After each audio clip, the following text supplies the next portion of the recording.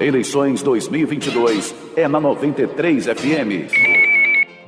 Cleiton Santos. 7 horas mais 35 minutos, de volta com o Jornal da Manhã da FM Itabaiana 93.1, jornalismo com conteúdo e credibilidade, onde o café não é requentado. A série de entrevistas com os candidatos ao governo de Sergipe, recebemos hoje aqui nos estúdios, Haroldo Félix, que nós vamos cumprimentar a partir de agora com um cordial bom dia, e em seguida vamos também pedir a apresentação dele. Bom dia, candidato, seja bem-vindo à FM Itabaiana. Bom dia a todas e todos que estão nos acompanhando. Agradecer imensamente aqui a recepção da Rádio Itabaiana, pelo cafezinho, pelo bolo, né? Muito obrigado. E também pela recepção do povo, né, aqui da cidade de Itabaiana, que é muito receptivo. Nós chegamos aqui agora há pouco, já tivemos a oportunidade de conversar com algumas pessoas e estaremos fazendo aí no final da entrevista uma caminhada aí no centro aqui da cidade para conversar com a população, apresentar nossas propostas. Candidato, para a gente iniciar, como fiz com os demais entrevistados, quem é Haroldo Félix para o povo de Sergipe? Muito bom. Haroldo Félix é candidato a governador aqui do estado, número 80, casado, pai, engenheiro químico, com mestrado e doutorado em engenharia química, professor universitário, e vem na militância política desde 2002, ou seja, temos 20 anos já nessa trajetória política, na militância, nos movimentos sociais, inicialmente no trabalho com a juventude, na época de estudante da universidade, onde fui presidente do DCE, em uma das gestões nossas que participamos, e depois a passar no concurso público como professor universitário, também do sindicato, e hoje candidato a governador aqui do estado. Então, esse é Haroldo Félix, um militante dos movimentos sociais, que vem aqui colocar o nome à disposição para governar o nosso estado. Candidato, o nosso primeiro tema é sobre a segurança pública, A gente tem enfrentado dificuldades do diálogo entre o Movimento Polícia Unida, o governo do estado, também a insegurança da população que se utiliza do transporte público, transporte alternativo, a onda de assaltos, também aos motoristas de aplicativos, enfim, a falta de segurança em várias áreas do estado de Sergipe. E qual é o plano de governo que o senhor tem para essa área tão importante que é a segurança pública aqui do estado?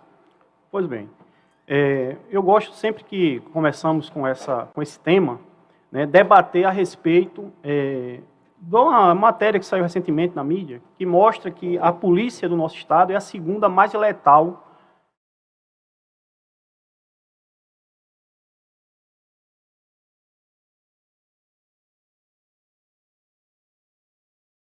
juventude pobre e negra das periferias.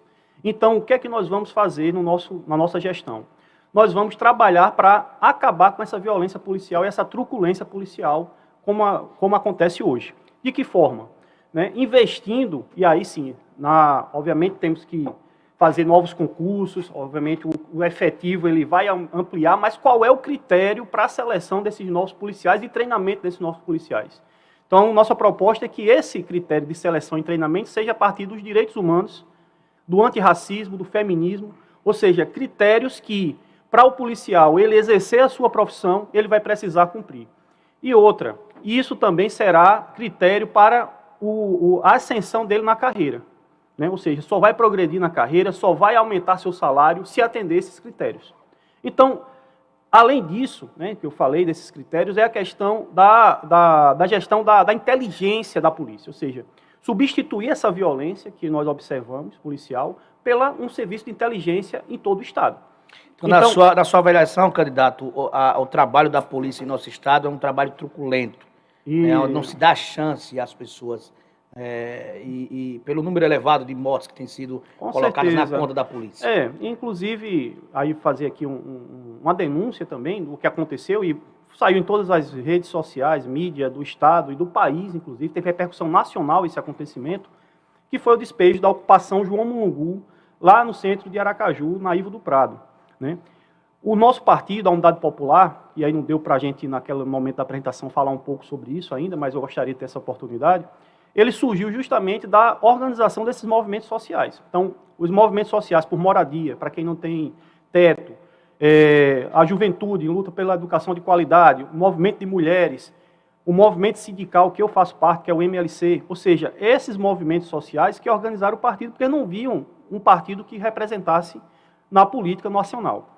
E, infelizmente, em maio de 2021, no ano passado, houve um despejo violentíssimo, brutal, dessas famílias que estavam sem teto e ocupando um prédio que estava desocupado há mais de 10 anos, sem função social.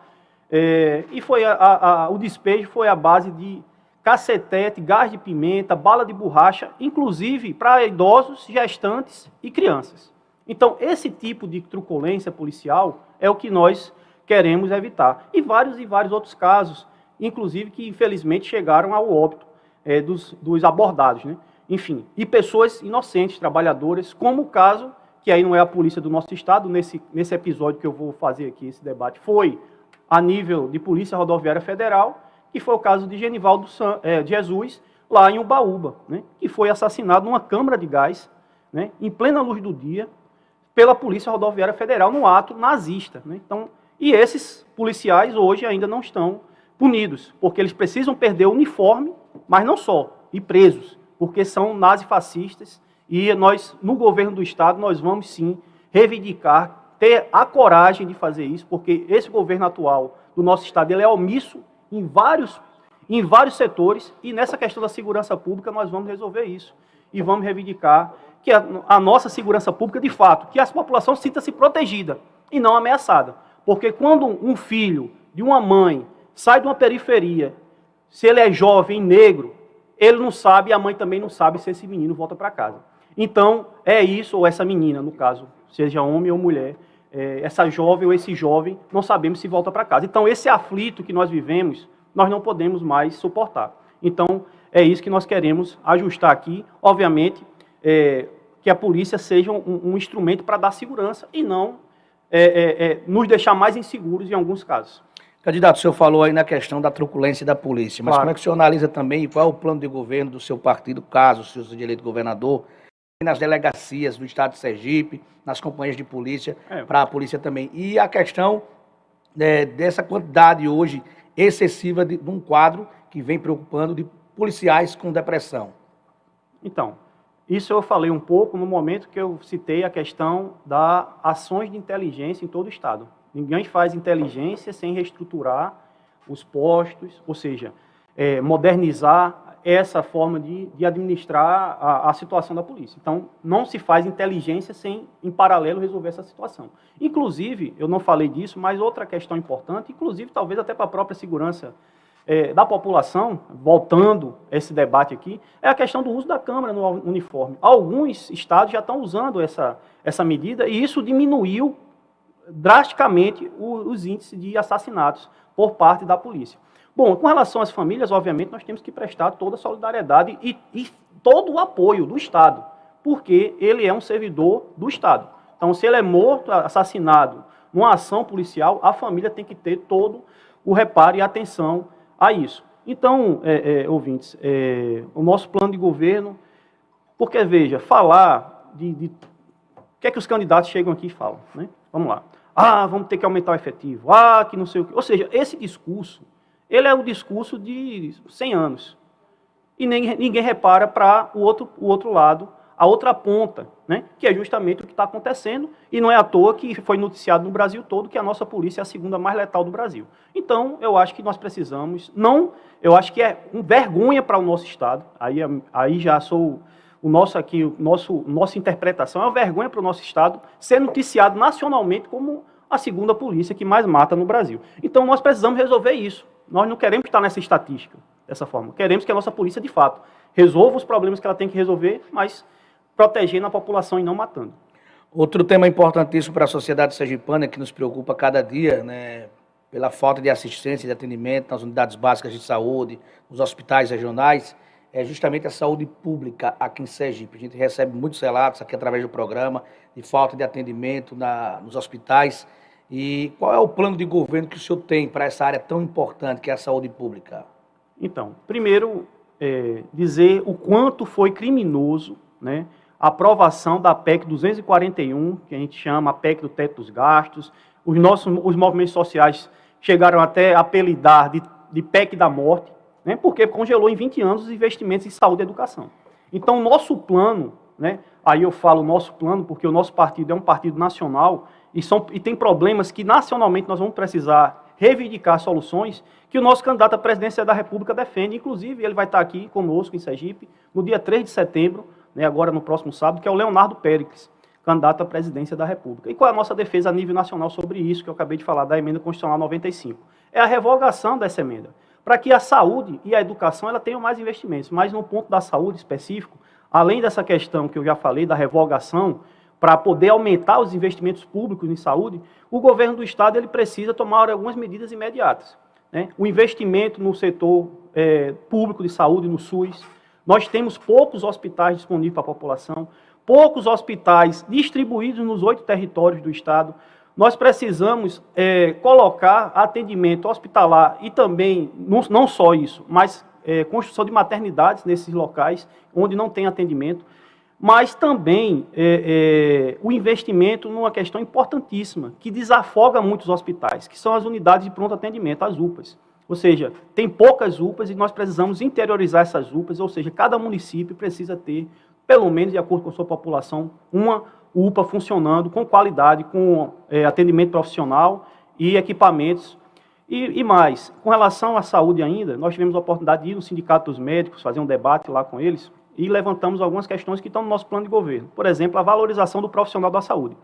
Nós sabemos que, nessa pandemia que nós enfrentamos agora, e ainda não finalizou, infelizmente, os verdadeiros heróis e heroínas da população brasileira foram os profissionais da saúde. E do sistema público de saúde, do SUS, os enfermeiros, os médicos e todos os profissionais que prestam apoio a essas profissões.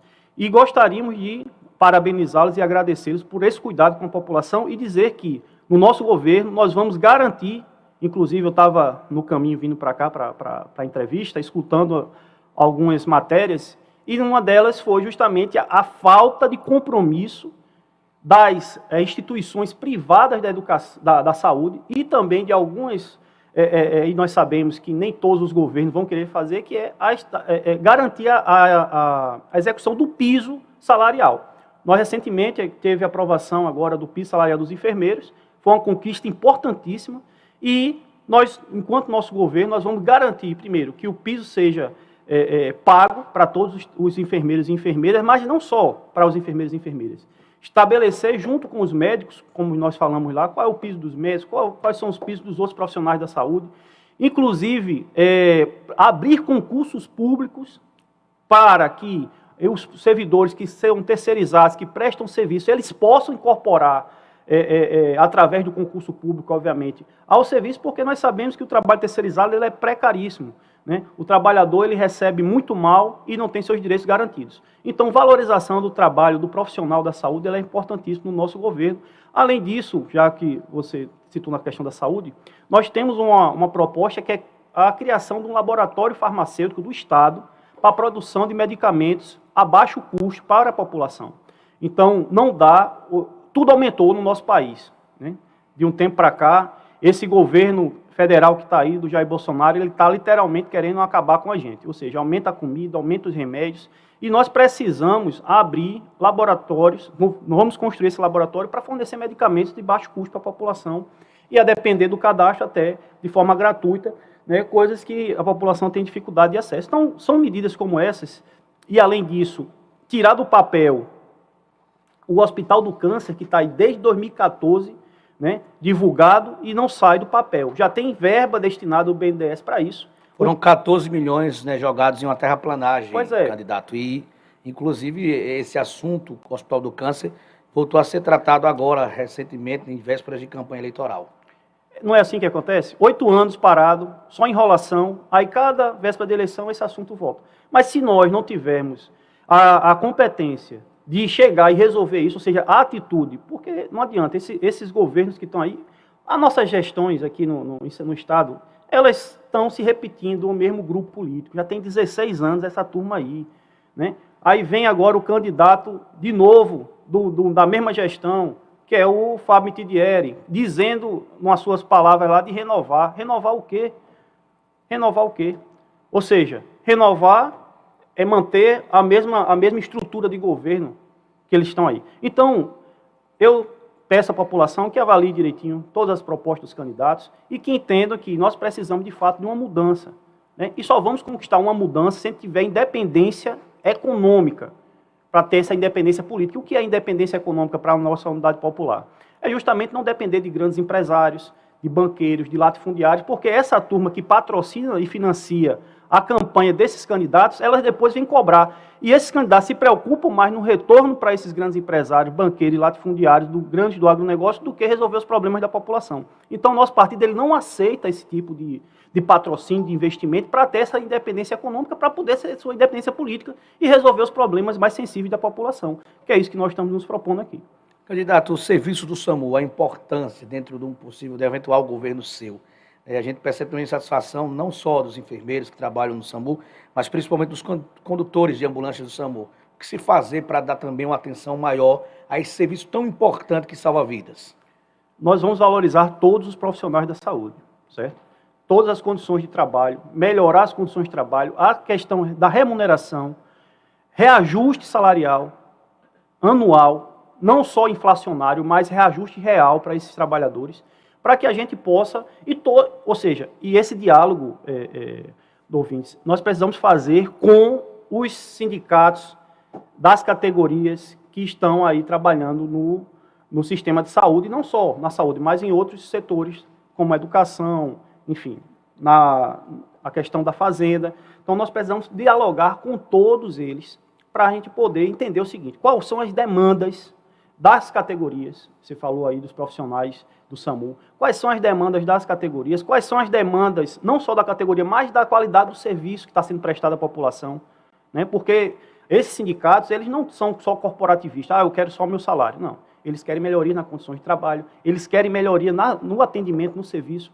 Então é isso que nós vamos fazer, um diálogo constante, nós nos propomos a fazer isso, já tivemos no Sindicato dos Médicos, falamos isso, já tivemos no Sintese, dos nossos professores aqui do Magistério Público, já tivemos ontem a oportunidade de estar no Sintrase, né, também que representa os servidores do Estado, e amanhã estaremos no Sindifisco, fazendo essa rodada de debates dos candidatos a governo do Estado e prestando esse nosso compromisso, ou seja, uma mesa de diálogo permanente e aberta, para que a gente possa ouvir não só as demandas da categoria, mas do serviço público, para a gente atender às demandas da população. Então, esse é o nosso compromisso. Candidato, como é que o senhor avalia as ações de enfrentamento à Covid-19 aqui em Sergipe pelo governador Belivaldo Chagas? Temos aí um momento muito difícil, não só na questão sanitária, mas, acima de tudo, também com a economia do Estado. E a gente percebe que tivemos um início de hospitais de campanha sem leitos de UTI, investimentos, respiradores comprados que não chegaram ao Estado. Como é que o senhor avalia aí as ações de enfrentamento ao coronavírus por parte do governo do Estado? Descaso total, né? Descaso total.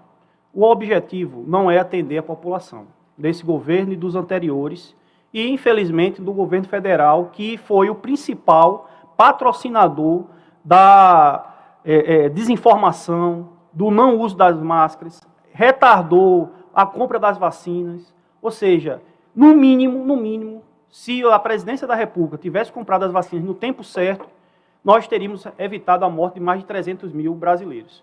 Então, nós precisamos imediatamente ter atenção no ser humano, no trabalhador, em quem precisa, porque quem tem seu dinheiro vai lá fazer seu tratamento nos hospitais de qualidade, até no exterior, mas aqui o povo que precisa depende do sistema público de saúde e isso não é resolvido. E com relação ao combate à pandemia, sinceramente, é um descaso, porque o pequeno comerciante, ele foi prejudicado nesse processo, principalmente o pequeno comerciante, os artistas, ou seja, qual foi o incentivo real que o governo do Estado deu para essa parcela da população? Qual foi o incentivo real que foi dado para os trabalhadores que ficaram desempregados por conta dessa pandemia? Ou seja, o Estado tem que resolver. Não é só dizer, voltem a trabalhar, como o presidente falava, vão trabalhar, não use máscara, não tome vacina. Não é isso. Então, isso aí foi um caminho errado. Qual é o caminho certo? Dar aporte financeiro, ou seja, investimento. Para você ter ideia, como o problema do setor privado é tão grande no nosso país, que o governo federal, ele destinou, porque o Paulo Guedes, que é o ministro da Fazenda lá, né, o bambambam da economia desse governo, né, que eles se dizem assim, ele é banqueiro, e os amigos dele são banqueiros. Foi o que eles fizeram, pegaram mais de R$1 trilhão, colocaram nos bancos privados para financiamento da micro e pequena empresa, ou seja, do pequeno comerciante, do pequeno empresário. Porém, esses bancos privados cobraram taxas tão altas que esse dinheiro sobrou. Ninguém quis se enforcar num empréstimo como esse. Então, nós temos aqui o Banese, que é o Banco do nosso Estado, então a gente precisa trabalhar com isso. Dar apoio e suporte com taxas baixas. Quando a gente diminui a taxa, a gente dá essa sobrevida para o pequeno comerciante, pequeno empresário, que precisa disso para botar o comércio para funcionar. E quem, de fato, gira a economia do nosso estado, do nosso país, é o pequeno produtor, é o pequeno comerciante, é o pequeno empresário. Aqui em Itabaiana, nós sabemos disso, que é fundamental para a movimentação econômica do município e também do nosso estado. Então, nós precisamos fazer isso. E o Banese, ele precisa fornecer esses empréstimos a baixos juros para que a população tenha acesso. Né? E os auxílios. Né? Inclusive, só para finalizar isso, uma das coisas que agravaram muito, por conta de tudo isso que está colocado, foi a fome. Né? Hoje nós temos mais de 33 milhões de brasileiros passando fome e aqui mais de 1 milhão de sergipanos. Desses 33 milhões, 1 milhão aqui do nosso estado. E como é que nós vamos resolver isso? Um auxílio emergencial imediato de um salário mínimo. Não dá para resolver a fome, esperar, não, vamos gerar emprego. Claro que vamos gerar emprego, deve ser um tema aí do nosso debate hoje. Da onde sairia esse dinheiro para o salário mínimo? Tem essa fonte de renda? Sim, tem que ter. Tem, o governo tem, aí tem que melhorar a arrecadação, certo? E amanhã, inclusive, no Sindifício, nós vamos debater sobre isso. Né? Como é que nós vamos aumentar a arrecadação do nosso Estado? Porque o que mais tem aí é sonegação de imposto. Como é que a gente combate? Os grandes, né? Porque o pequeno não consegue ficar livre disso. O nosso imposto, infelizmente, ele é regressivo, ou seja, a ponta de baixo é quem paga mais imposto. Esse imposto indireto, ele está errado, ele não pode ser igual para todo mundo. Né? Tem que ter isenção para uma determinada faixa de renda e valores menores de acordo, vai progredir, tem que ser um imposto progressivo, como a gente chama, ou seja, de acordo com a renda. Então, quem ganha mais tem que pagar mais. Então, essa forma de arrecadação e combater a sonegação, porque nós está deixando de entrar nos cofres públicos aqui do Estado muito dinheiro que pode investir em tudo isso, nas áreas sociais. Então, são questões como essa que nós vamos precisar debater. Obviamente, vamos selecionar um secretário da Fazenda técnico que tenha condições de fazer esse estudo, esse levantamento, para auxiliar esse debate, mas, sem dúvida alguma, sem resolver o problema da arrecadação, vamos ter também dificuldades. Então, é uma questão de planejamento de governo, ou seja, todas as áreas elas estão relacionadas. Uma depende da outra para funcionar. Candidato, nós temos 2 minutinhos, eu gostaria de aproveitar, o senhor deu uma deixa aí relacionada à questão das ações do presidente da República, né, da demora para a compra de vacinas, autorização, mas de fato foram enviados muitos recursos aos estados brasileiros, milhões e bilhões, na verdade, foram enviados aos estados brasileiros. Recentemente tivemos aqui uma busca da Polícia Federal em alguns municípios sergipanos por desvio de dinheiro, né, da Covid. Como é que o senhor analisa essa situação também? O Estado virando também capa de revista por ações de alguns municípios que desviaram dinheiro que seria para o combate à Covid-19. Corrupção é combate, assim, não tem negociação. Né? Notificação, punição, cadeia, né? Porque se não for assim, meu amigo, não vai resolver. Se a gente ficar toda hora essa história. O município desviou, não sei, e aí? Tem que perder o mandato, tem que ir para a cadeia, ou seja, a questão da legislação tem que funcionar. Por exemplo, não é só para quem não tem condições, mas é para esses aí que fazem o desvio de verbas que deveriam ser destinadas para o povo. Será que se esse dinheiro tivesse sido utilizado para o verdadeiro fim, que foi justamente para combater a Covid, tivesse sido utilizado para essa área, não teriam evitado mortes também? Porque a gente percebe muita culpa para a demora da compra de vacina por parte do presidente, mas os municípios também chegaram recursos e talvez deixaram de investir também no enfrentamento. Sim, claro, sem dúvida alguma. Agora, o problema é o seguinte, no momento que nós retardamos o início das vacinas, da vacinação no nosso país, essa questão, a gente só observar como está hoje a situação da pandemia, os hospitais, os leitos, após as vacinas. Como é que se encontra hoje? Lotados, como estavam naquela época, ou estão mais ocupados?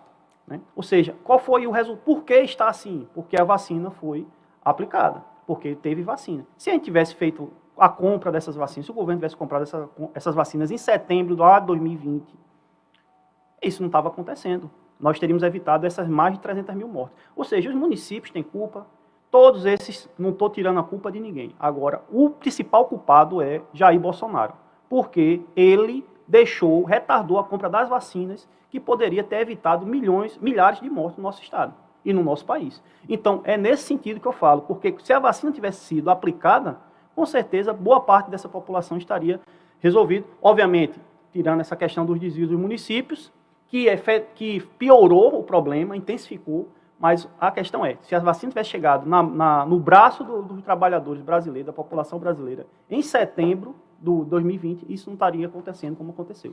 8 horas, nós já estamos entrevistando aqui na série Entrevista com os candidatos ao governo de Sergipe, Haroldo Félix. Nós vamos ao bloco comercial e retornamos com a segunda parte da entrevista. Jornal da Manhã.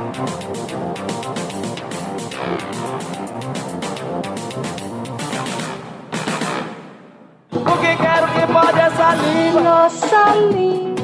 O que quero que pode essa língua? Bom dia a todos os ouvintes e internautas que acompanham o Jornal da Manhã. Há quem diga que quando alguém espera muito por outro ou alguma coisa, tomei um suador esperando a autoridade. Bem feito, não soube falar. Toma-se um suadouro, ou seja, uma canseira, um cansaço. Suador é adjetivo. O homem suador, animal suador. Tomei um suadouro esperando a autoridade. No popular, é o que chamamos de chá de cadeira. Este é o quadro Língua Portuguesa para o Jornal da Manhã. O que quero que pode essa língua? Nossa língua. O que quero que pode essa língua?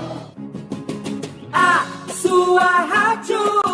FM Itabaiana, sintonizada em você. Açaí Atacadista. No atacado e no varejo, aqui economizar faz bem. Informa a hora certa. 8:01. Começou o Esquenta Aniversário Açaí. Preços ainda mais baixos para você. Óleo de soja Vitalive, garrafa 900ml, 7,19. Leite condensado semidesnatado Marajoara, o Triângulo Mineiro, 395 gramas, 4,85. Preços válidos para as lojas Açaí de Sergipe. De 29 a 31 de agosto, venha aproveitar. Esquenta Aniversário Açaí. Açaí. Sempre o seu melhor negócio.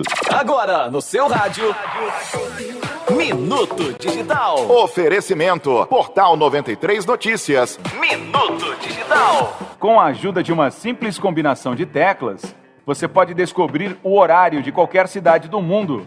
Basta digitar hora mais cidade no mecanismo de busca. Você acabou de ouvir Minuto Digital. Minuto Digital. Se liga aí, qualquer momento tem mais. Oferecimento Portal 93 Notícias. Você sempre informado. O melhor para o seu carro está na Tire Solis, um grande centro automotivo Goodyear que há 70 anos oferece comodidade e segurança para você e sua família. Aqui você encontra pneus, serviços de alinhamento, suspensão, freio, troca de óleo, bateria e ainda parcelamos em até 10 vezes. Tire Solis, sua revenda oficial Goodyear em Sergipe e Bahia. Em Itabaiana, na BR-235, quilômetro 51, bairro Marianga. Telefone 3226-5000. Juntos salvamos vidas.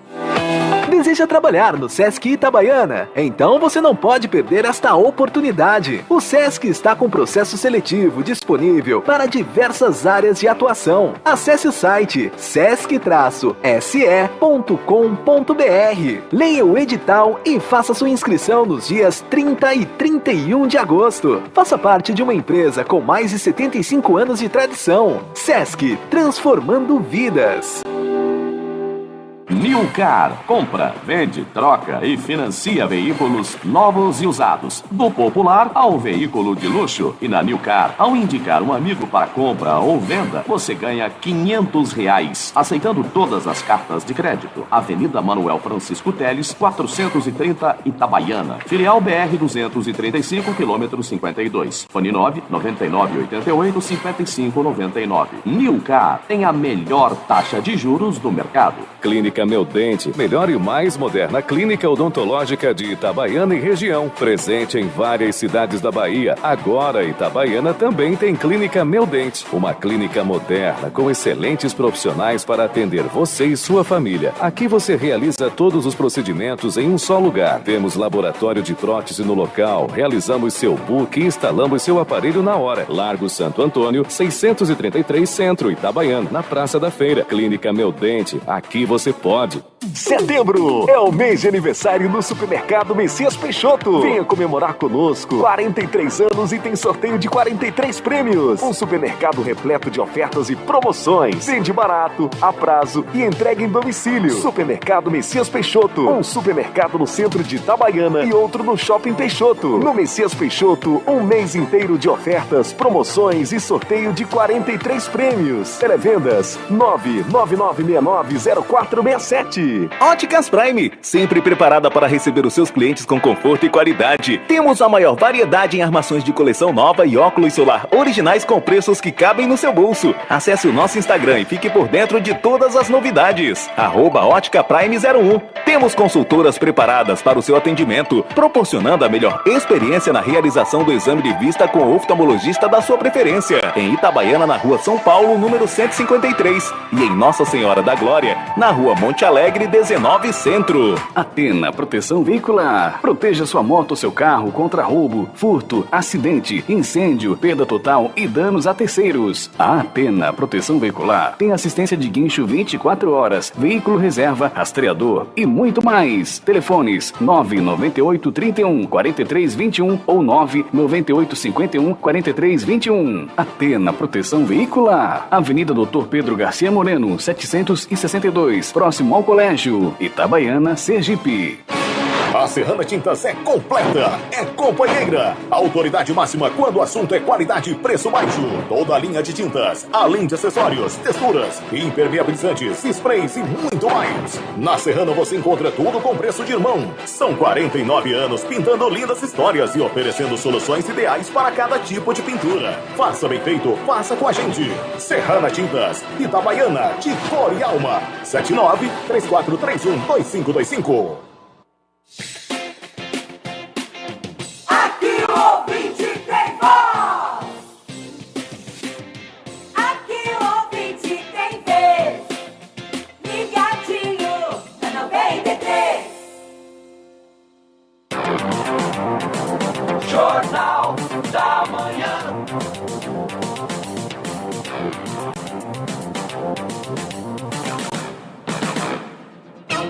Eleições 2022 é na 93 FM. Cleiton Santos. São 8 horas mais 7 minutos, de volta aqui com o Jornal da Manhã da FM Itabaiana 93.1, na série de entrevista com os candidatos ao governo de Sergipe, hoje recebendo aqui o professor Haroldo Félix, candidato ao governo de Sergipe. E nós vamos falar agora sobre educação. A educação do estado de Sergipe, as escolas, o magistério, a situação que os alunos encontram, o transporte escolar nesse estado. Qual o plano de governo de Haroldo Félix para Sergipe na educação? Bom, então, primeiro, antes de responder essa pergunta, eu gostaria novamente de agradecer à Rádio Itabaiana FM e dizer que esse espaço é extremamente importante para a nossa campanha, a nossa candidatura. Por quê? Porque devido à cláusula de barreira, que essa legislação eleitoral agora, ou seja, cada vez dificulta mais para os novos partidos, nós não temos acesso ao programa eleitoral gratuito, e esses espaços aqui, como vocês estão organizando com os candidatos, parabenizar pela iniciativa e também pelo espaço, agradecer bastante, porque isso é muito importante para dialogar com a população. Bom, e aí tem outros problemas das cláusulas de barreira que não vou entrar agora, mas até no final dessa transmissão, quem sabe. Mas vamos lá. Com relação à educação. Então, primeiro, eu acho que isso traz uma questão importantíssima que nós falamos lá sobre a saúde. Fazer essa questão do enfrentamento, ou seja, chamar os nossos parlamentares aqui do Estado, os deputados federais, os senadores, para, lá no Congresso, revogar a emenda constitucional 95. Isso é extremamente importante para ter mais verba para a educação, certo? E, infelizmente, alguns deles, inclusive que são candidatos aqui, hoje no governo do Estado, votaram a favor dessa emenda constitucional 95. Ou seja, é contraditório e é desleal com a população chegar aqui e dizer que vai investir em educação e saúde, onde, na oportunidade que ele teve de combater isso lá no Congresso, ele votou a favor da emenda constitucional 95, que congelou em 20 anos investimento em educação e saúde, como, por exemplo, na época, o deputado federal, que hoje é candidato a governador, Fábio Mitidieri. Então, vim aqui dizer que é defensor da educação e da saúde e votando a favor do congelamento dos gastos, realmente é inadmissível, né? Sem falar dos outros aí, que eu não vou citar, mas esse que estava lá, no momento da disputa, dessa pauta importantíssima, não só dessa, mas como a aposentadoria, ou seja, a reforma da Previdência, que hoje nós vamos resolver isso aqui no governo do nosso Estado a partir de 1º de janeiro. Nós vamos revogar a Previdência Estadual, a reforma da Previdência Estadual. Vamos revogar essa reforma. Nós não podemos aceitar que o nosso trabalhador ele não tenha direito à aposentadoria. Inclusive, isso prejudicou bastante o magistério público, né? Ou seja, o direito da professora e do professor de se aposentar. Então, essa é uma reivindicação, inclusive, na carta compromisso que nós assinamos lá no Sintese, de trabalhar para revogar essa reforma da Previdência aqui do Estado. Bom, em relação à educação, investimento imediato nas escolas do Estado, ou seja, garantir uma alimentação de qualidade para os nossos alunos, né?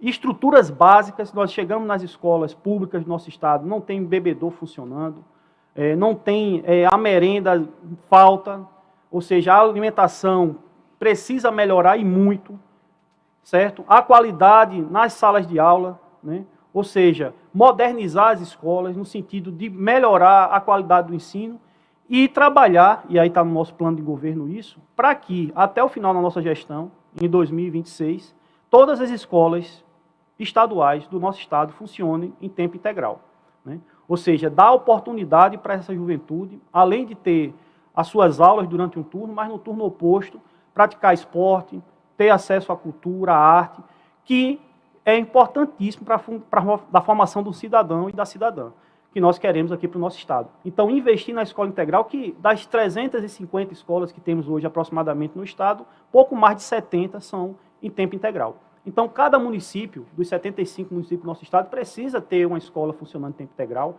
inicialmente, mas até o final da nossa gestão, nosso compromisso é que 100% funcione em tempo integral. E aí, valorização dos trabalhadores da educação, né? Não só dos professores, do magistério público, mas também de todos que dão suporte e apoio ao trabalho educacional, os trabalhadores da educação do nosso Estado, as merendeiras, os serviços básicos, os vigilantes, ou seja, todos esses que dão suporte a uma boa educação aqui no nosso Estado.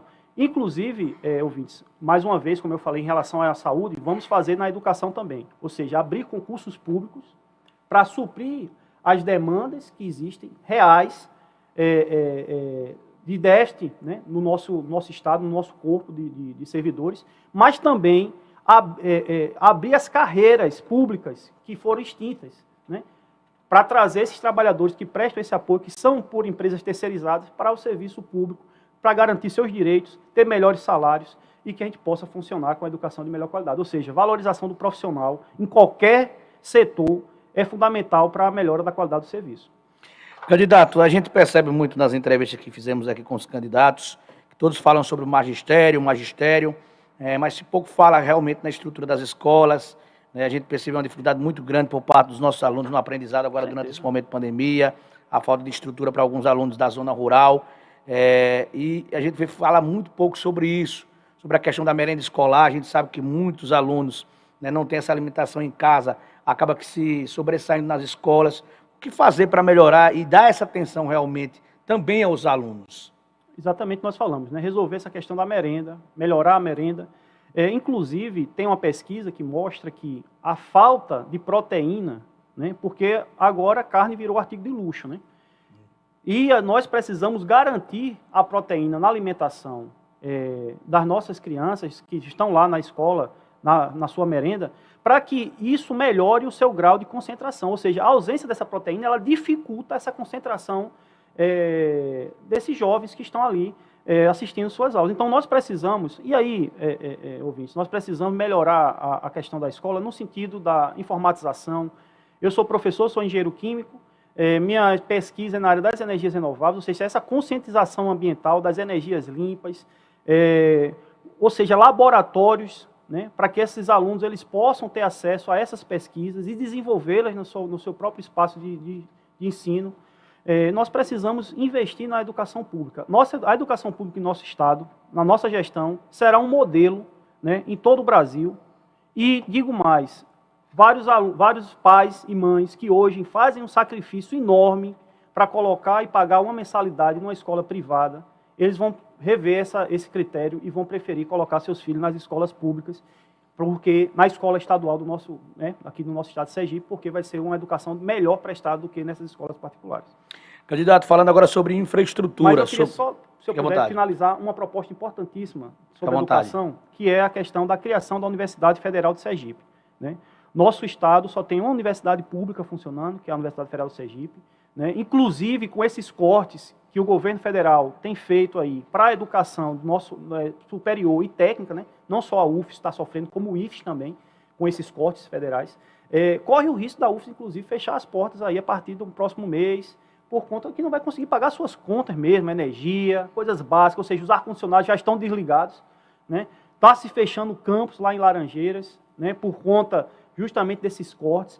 Então, nós precisamos, primeiro, garantir que a universidade pública em nosso estado não fique só, ou seja, aumentar as vagas. A UFES, ela não atende à demanda dos estudantes a nível universitário do nosso estado. Então, vamos criar a Universidade Estadual de Sergipe, garantir que tenha campus, pelo menos, nos 8 territórios e ampliar cada vez mais a interiorização também da nossa universidade estadual. Então, essa proposta do nosso governo, porque os outros estados vizinhos nossos, todos têm 3, 4, 5 universidades estaduais e nós não temos uma.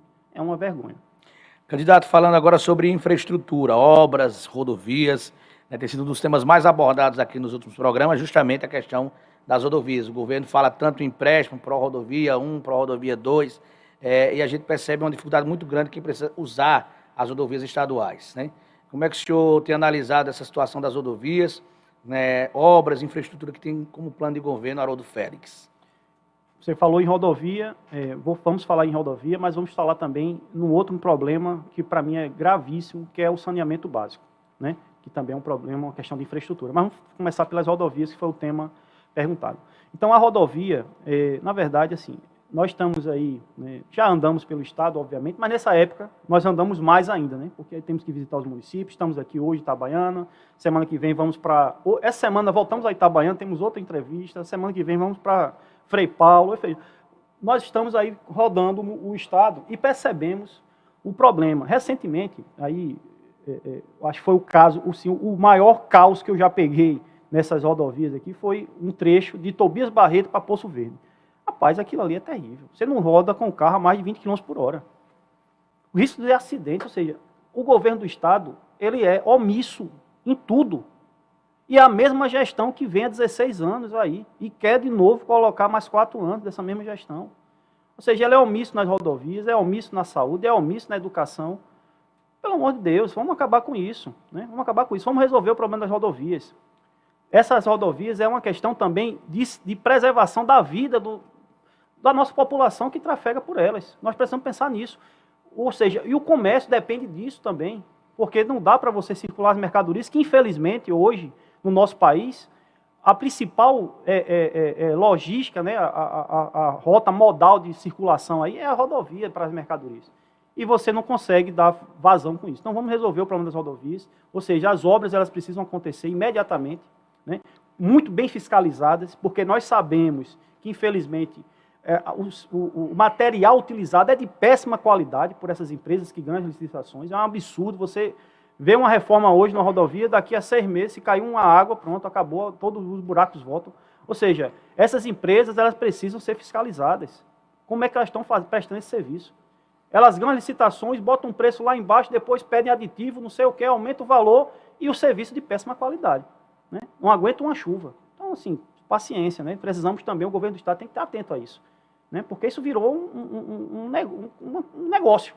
É um negócio, assim, lucrativo para essas empresas. Não existe fiscalização, na verdade. Não existe fiscalização. A camada que colocam de asfalto é muito pequena. Então, nós precisamos que o nosso servidor do Estado, né, da Secretaria, que é responsável por acompanhar essa questão das obras do nosso Estado, ela precisa acompanhar, tem que ter um técnico lá, para dizer, nós precisamos, nós contratamos isso aqui, tanto disso, isso aqui, isso, a gente quer desse jeito.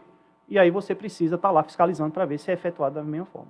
Com relação ao saneamento básico, e aí vem para também essa questão da infraestrutura, é um problema de saúde pública. Nós sabemos o quanto o saneamento básico ele é importante para resolver várias demandas da população, mas evitar problemas de doença. Nossa população adoece. Mas quem adoece? Não é a população dos bairros, né, onde moram as pessoas que têm mais condições. Infelizmente, é na periferia, é onde a população mais pobre, a classe trabalhadora mora. E isso é um problema que vai levar uma superlotação dos nossos hospitais, das nossas unidades básicas de saúde, das nossas UPAs. Então, se a gente resolve o problema do saneamento básico, a gente também resolve um problema de saúde pública no nosso estado. Então, a infraestrutura, nós queremos resolver, e aí vamos gerar o que nós chamamos as frentes emergenciais de trabalho, ou seja, contratar essa população que está hoje desempregada, né? 15% da nossa população está desempregada. Temos encanadores, eletricistas, pedreiros, carpinteiros, pessoas altamente qualificadas que moram nessa periferia, precisam desses serviços lá, e vamos contratar essas pessoas que estão lá para resolver dois problemas básicos: saneamento e moradia popular. Porque o déficit habitacional em nosso estado já passa das 80 mil moradias. Então não dá para você, um governante, dormir todo dia tranquilo, sabendo que 80 mil moradias estão aí faltando. E nós temos prédios públicos abandonados, sem cumprir sua função social, terrenos públicos, ou seja, por que não faz um projeto, né, para resolver o problema da moradia dessas pessoas? Então, tudo isso é uma questão de infraestrutura e também a questão da energia, né? Energia é uma questão de infraestrutura. E a minha pesquisa, como eu falei, eu sou engenheiro químico, no meu doutorado, foi em cima das energias renováveis. Então, nós vamos pautar o desenvolvimento econômico e social do nosso estado com base nas energias limpas, principalmente na energia solar. Ou seja, vamos dar incentivo para que a população tenha acesso a essa forma de energia limpa, porque hoje o que acontece? O retorno dela, o investimento dela é muito alto. Várias pessoas querem colocar na sua residência, mas não conseguem.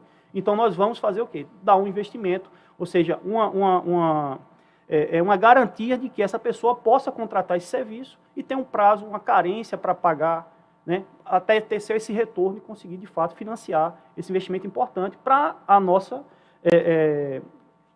o nosso meio ambiente, mas também para a questão do bolso dessas famílias. E o nosso governo do estado colocar em todos os prédios públicos essa forma, porque nós vamos, aí sim, nós vamos desonerar, aquela questão da arrecadação, nós vamos desonerar o caixa.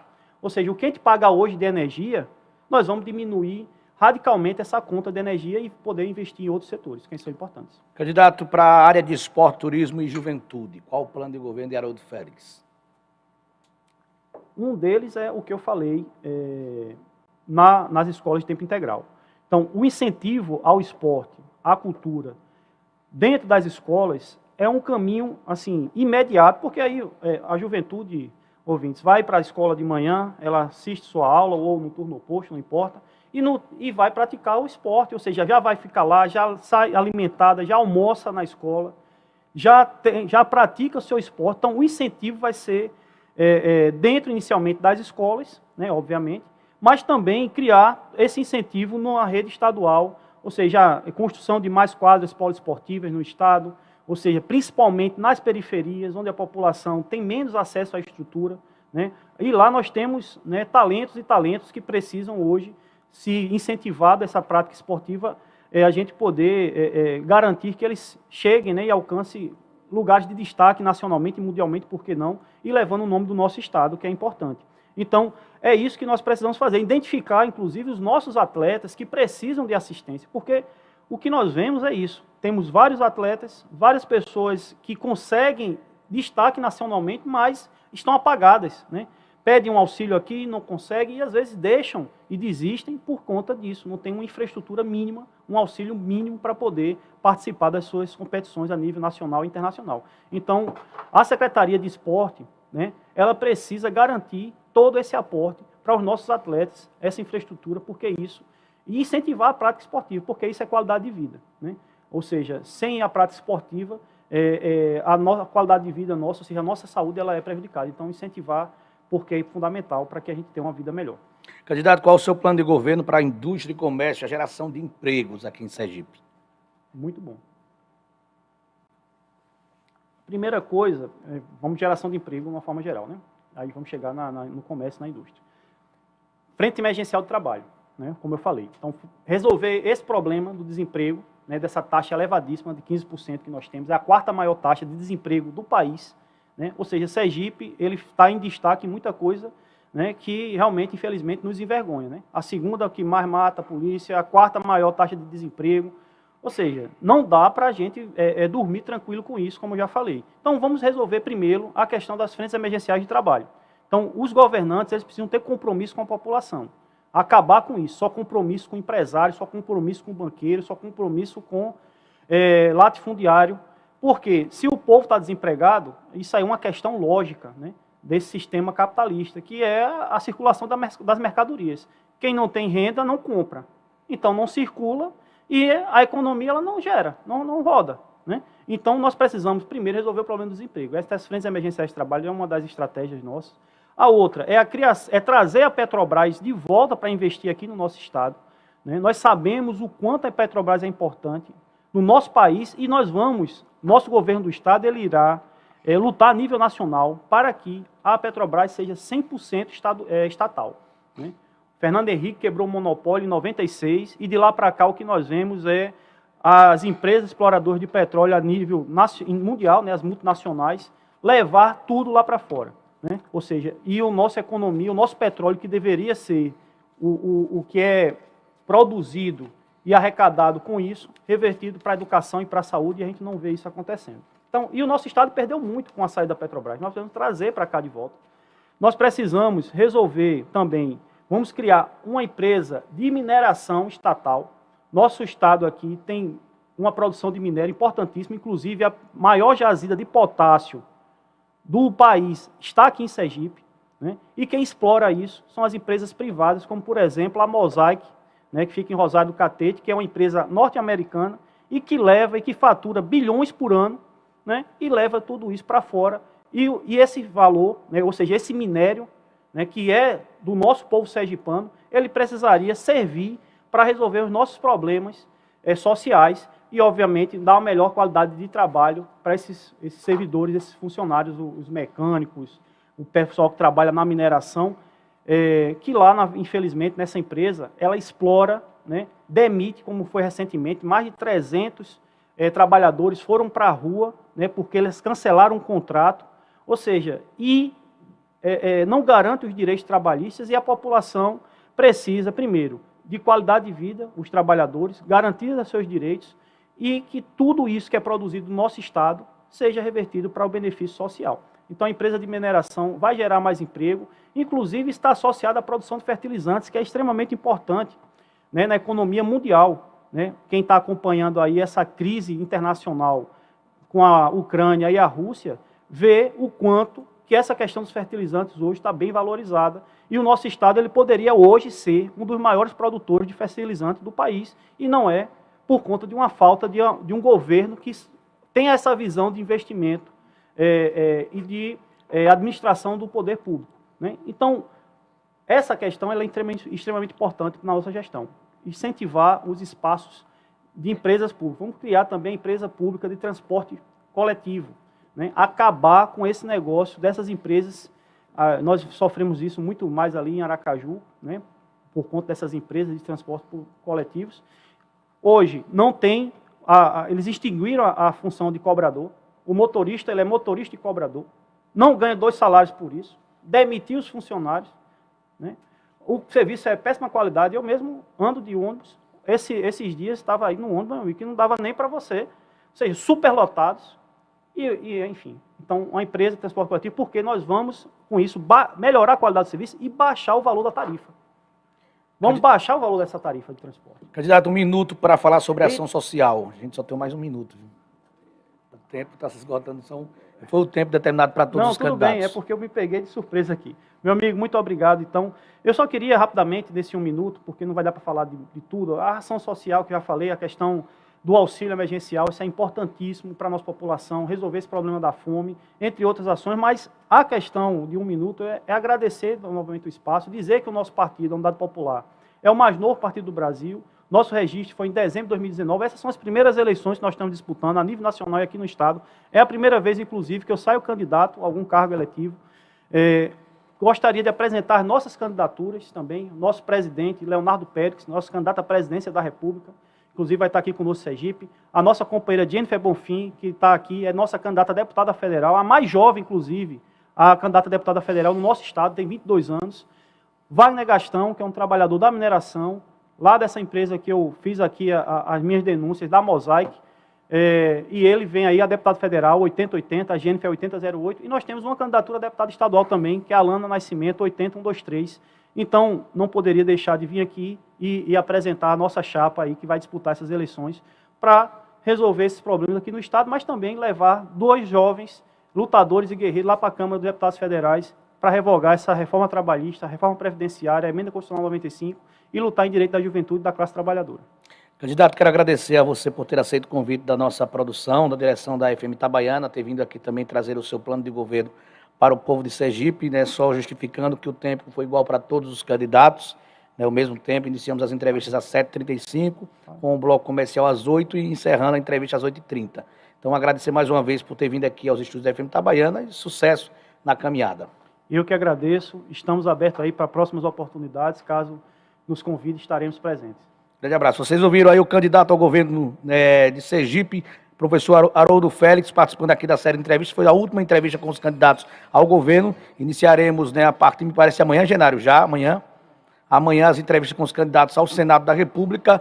Né, essas entrevistas serão realizadas pelo apresentador Luciano Oliveira no programa Realidade ao meio-dia. Então, a gente continua amanhã com a série de entrevistas com os candidatos ao Senado da República. Só gostaria de agradecer a todos que nos acompanharam e um forte abraço e um ótimo dia aí para todos. E vamos aí nessa batalha que a vitória será da classe trabalhadora. Grande abraço. Vamos ao bloco comercial e a gente retorna daqui a pouco com a última parte do Jornal da Manhã desta quarta-feira. Jornal da Manhã.